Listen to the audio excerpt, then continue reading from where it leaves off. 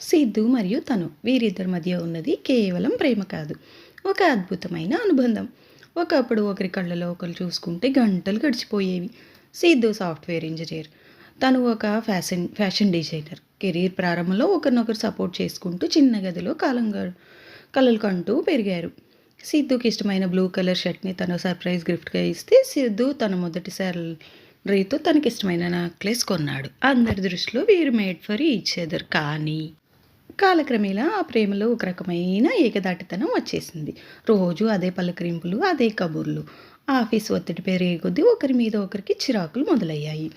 ఆకర్షణ ప్రవేశం సిద్ధు ఆఫీస్కి రియా అనే అమ్మాయి కొత్తగా వచ్చింది. రియా మాటల్లో ఒక రకమైన ఎనర్జీ ఉంది.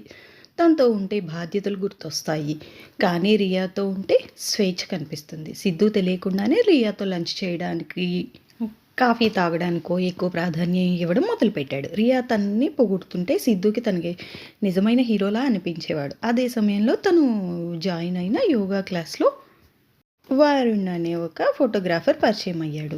వరుణ్ మాటలు చాలా ఫిలాసఫికల్గా ఉండేవి. సిద్ధు ఎప్పుడు ల్యాప్టాప్ ముందు కూర్చుని బిజీగా ఉంటే, వరుణ్ మాత్రం ప్రపంచాన్ని చూడమని తనకు కొత్త కోణాలను చూపించేవాడు. వరుణ్ ఇచ్చే చిన్న చిన్న కాంప్లిమెంట్స్ కోసం తను ఎదురు చూడటం మొదలుపెట్టింది. సిద్ధు మరియు తను ఇద్దరు ఒకే ఇంట్లో ఉన్న ఒకరికొకరు అపరిచితుల్లా మారిపోయారు. సిద్ధు బెడ్రూమ్లో రియాతో చాట్ చేస్తుంటే, తన హాల్లో కూర్చుని వరుణ్ ఫోటోలు చూస్తూ ఉండేది. ఇద్దరి మనసులోనూ ఒకటే ప్రశ్న: నేను చేస్తుంది తప్ప. కానీ ఎదుటి వ్యక్తుల లోపాలను వెతకడం ద్వారా తమ తప్పును కప్పిపుచ్చుకోవాలని ఇద్దరు ప్రయత్నించారు. ఒక రాత్రి సిద్ధు ఇంటికి ఆలస్యంగా వచ్చాడు. తను అడిగితే ఆఫీస్లో పని అని అబద్ధం చెప్పాడు. నిజానికి అతను రియాతో సినిమాకి వెళ్ళాడు. అదే రోజు తను కూడా వరుణ్తో కలిసి డిన్నర్కి వెళ్ళింది. ఇద్దరు ఒకరికొకరు అబద్ధాలు చెప్పుకుంటున్నారు. ఆ అబద్ధం వారిని కలిపి ఉంచడానికి కాదు, విడిపోవడానికి దారితీస్తుంది. చివరికి ఒకరోజు ఇద్దరు ఒక పార్కులో కూర్చున్నారు. చుట్టూ జనం ఉన్న వాళ్ళిద్దరి మధ్య నిశ్శబ్దం భయంకరంగా ఉంది. సిద్ధు మొదటి మౌనాన్ని వీడాడు. తను మన మధ్య ఏదో పోయింది అనిపించడం లేదా? నాకు రియా అంటే ఇష్టం ఏర్పడింది. అది కేవలం ఆకర్షణ కాదేమో అనిపిస్తుంది. నిన్ను మోసం చేస్తూ నీతో ఉండడం నాకు ఇష్టం లేదు అన్నాడు. తన కళ్ళలో కన్నీళ్లు రాలేదు. ఒక వింతైన ప్రశాంతత కనిపించింది. సిద్ధు, నేను కూడా అదే చెప్పాలి అనుకుంటున్నాను. నాకు వరుణ్ నచ్చాడు. నీకంటే తను నాకు బాగా అర్థం చేసుకుంటున్నాడు అనిపిస్తుంది. బహుశా మన ప్రేమ గడువు ముగిసిపోయింది కాబోలు అంది. ఇద్దరు పరస్పర అంగీకారంతో బ్రేకప్ చెప్పుకున్నారు.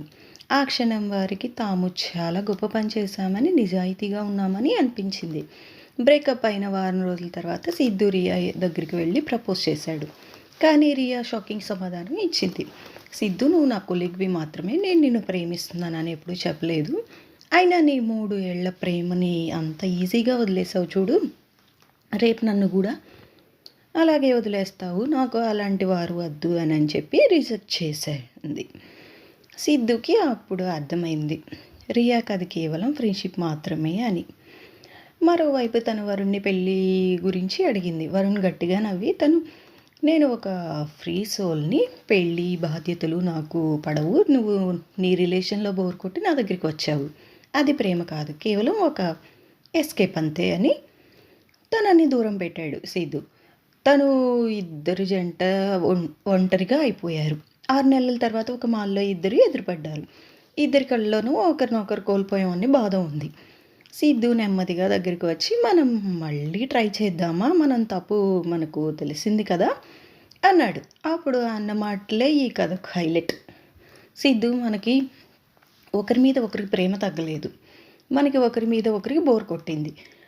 ఆ బోర్డమ్ని కవర్ చేయడానికి వేరే వాళ్ళని వెతుక్కున్నాం. ఒకవేళ వాళ్ళు మనల్ని కాదనకపోయి ఉంటే మనం ఈరోజు ఇలా కలుసుకునే వాళ్ళం కాదు కదా.